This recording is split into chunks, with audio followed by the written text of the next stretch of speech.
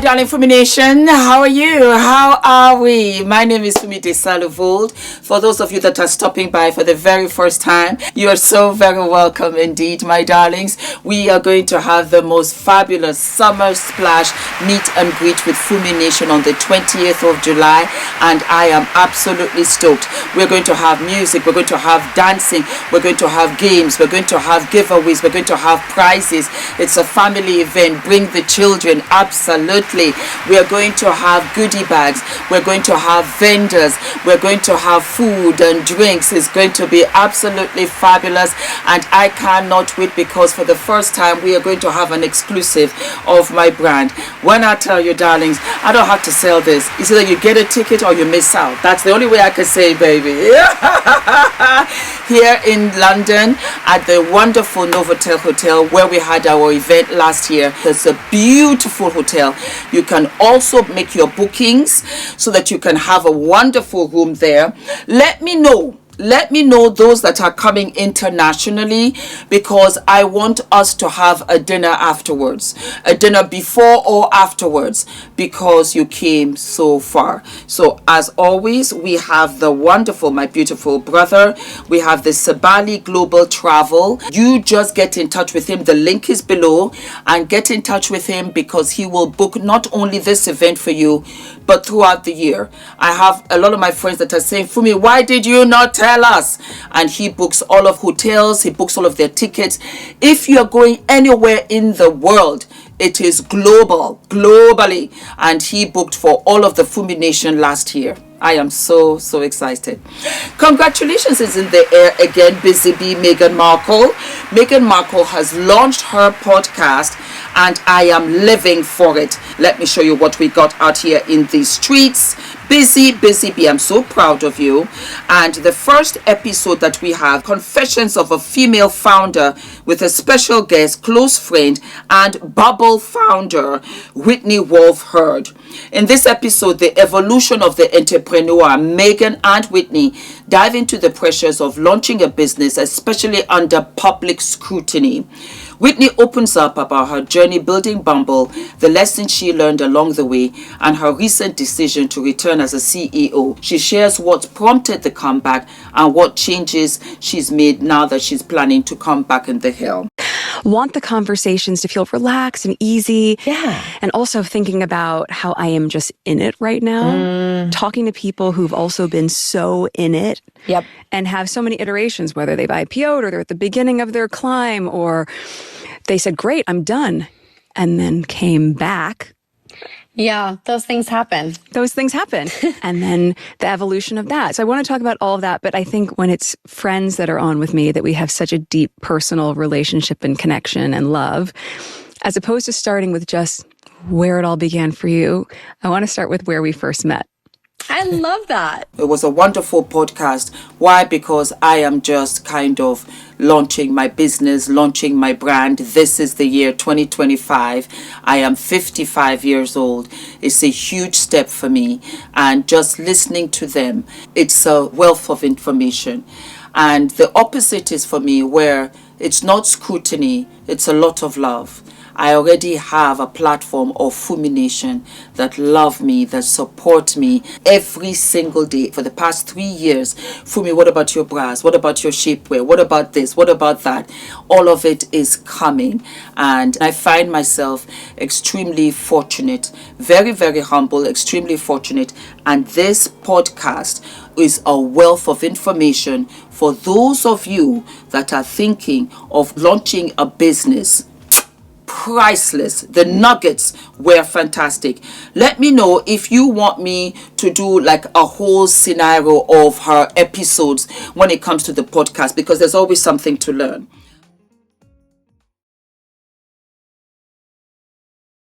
With our excellent royal commentator, the one and only Kinsey Schofield over there on the West Coast. Hi, Kins. Hi, Kev. It's been a pretty busy week over here in the States for Meghan Markle. Unfortunately for her, though, I don't think anybody cares. I don't think anybody really But we care. is that engaged. Yeah. No, I mean, well, let's. We need to obviously get into Harry and this increasingly excruciating legal battle he's pursuing against his father's government for police armed protection when he comes to Britain. I think this is his second appeal, and he just won't give it up. He keeps being told. The last judge said, "Listen, mate," he didn't say actually use that word, but he basically said, "Listen, mate, you're never going to win this case. You are wasting your time and your money." He's gone back. And the Home Office this time say that this is a case on Harry's part of a continuing failure to see the wood for the trees. So I suspect he's going to lose this case again.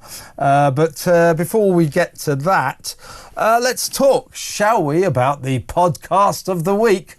The Confessions of a Female Founder. This is Meghan's second attempt to enter the wonderful world of being a podcast interviewer, and just as she proved during her first attempt, the Archetypes 12-part series got axed by Spotify.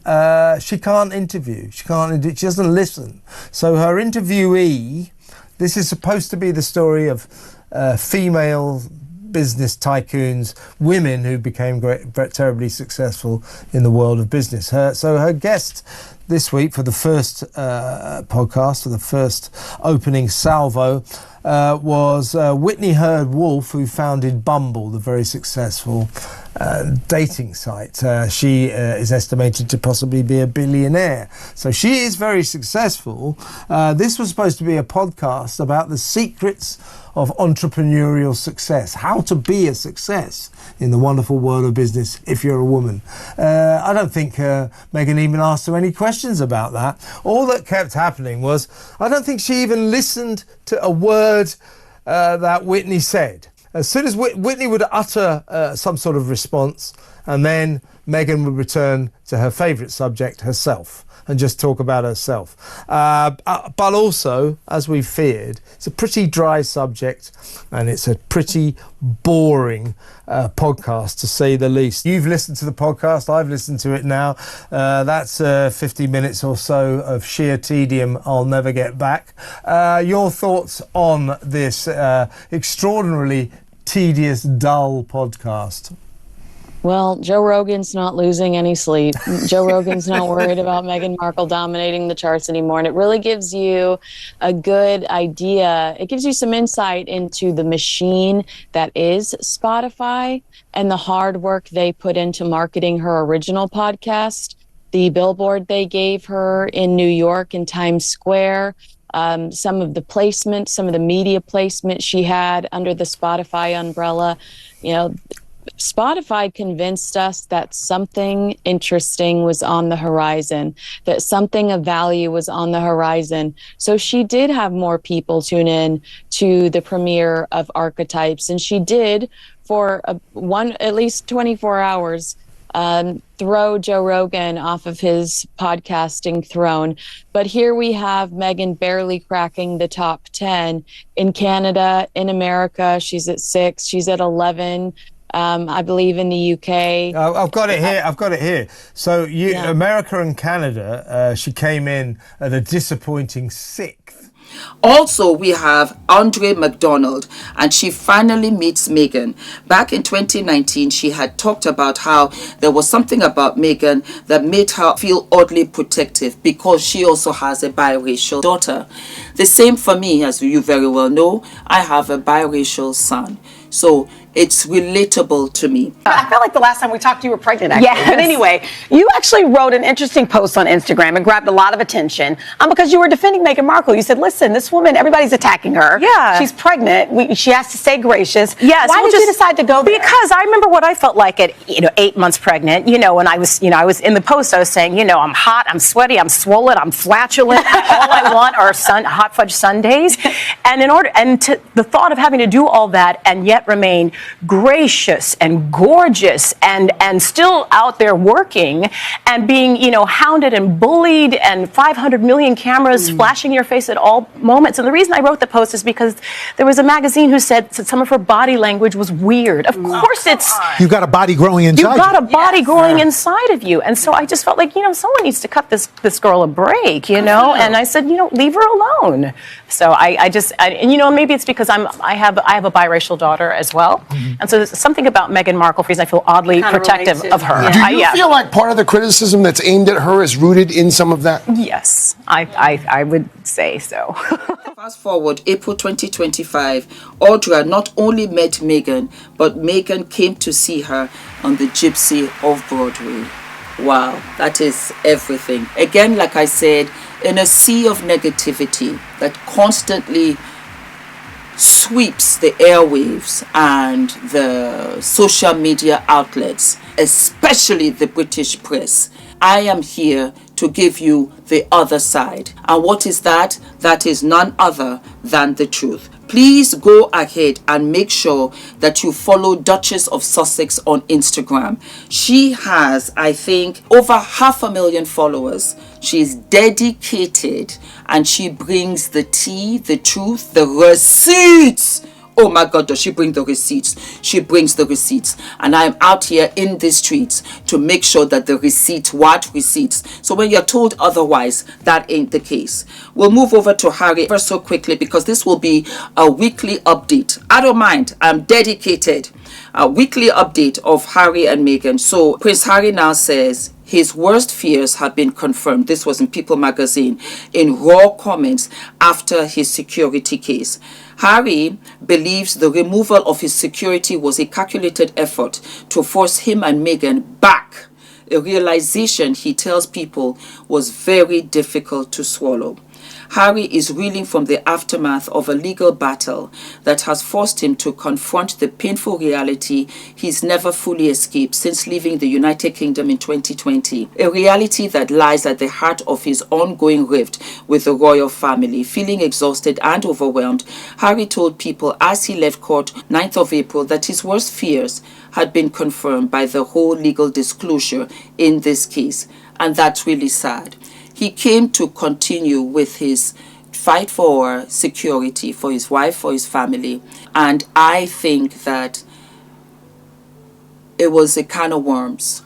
As strong as you like to think that you are, when you are faced with the truth, it is very hurtful to see the manipulation, the calculation, and the deceit. And you are running around doubting yourself. Could it be? Could it not be? Maybe I'm being paranoid. And then you realize after all this time that their goal was just to squeeze them, to apply the pressure, to make them stay in a place that was just filled with hostility for his wife. And any man that loves his wife and sees his wife struggling won't stand for that.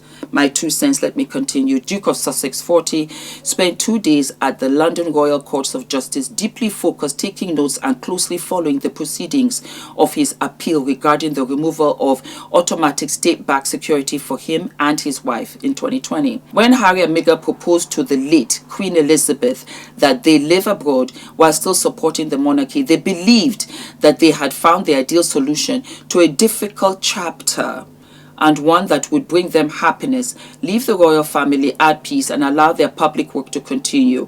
We were trying to create the happy house, Harry told People. When Harry departed the Sandringham Summit in January 2020, he did so with the understanding that his security would remain in place. Court documents revealed that in letters from the Queen herself, she expressed support for Harry and Meghan's need for the effective security. Yet, just 1 month later, the government committee responsible for state funding security, RAVEC, informed them that this would no longer be the case because the Queen passed away and they could do what they wanted to do, in essence. In the years since, Harry has immersed himself in the process, including learning about RAVEC and the body responsible for the decision making. There comes a stage where you can put the name to a face.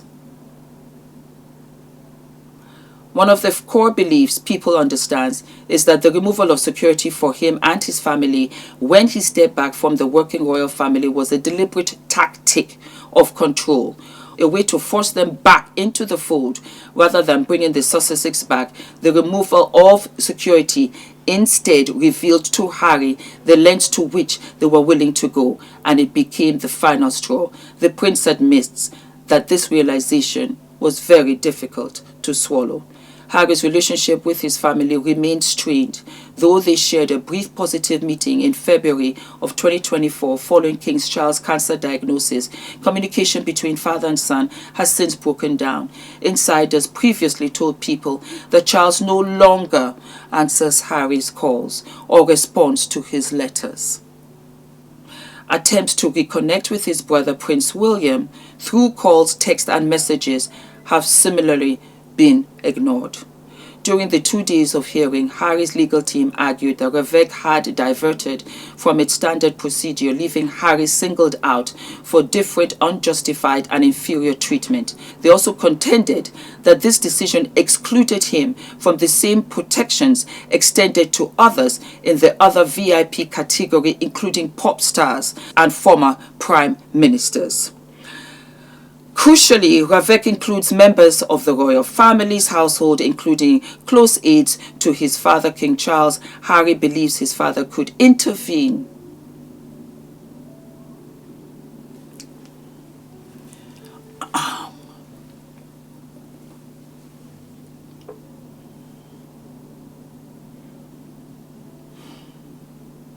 to ensure that such protection is extended to him.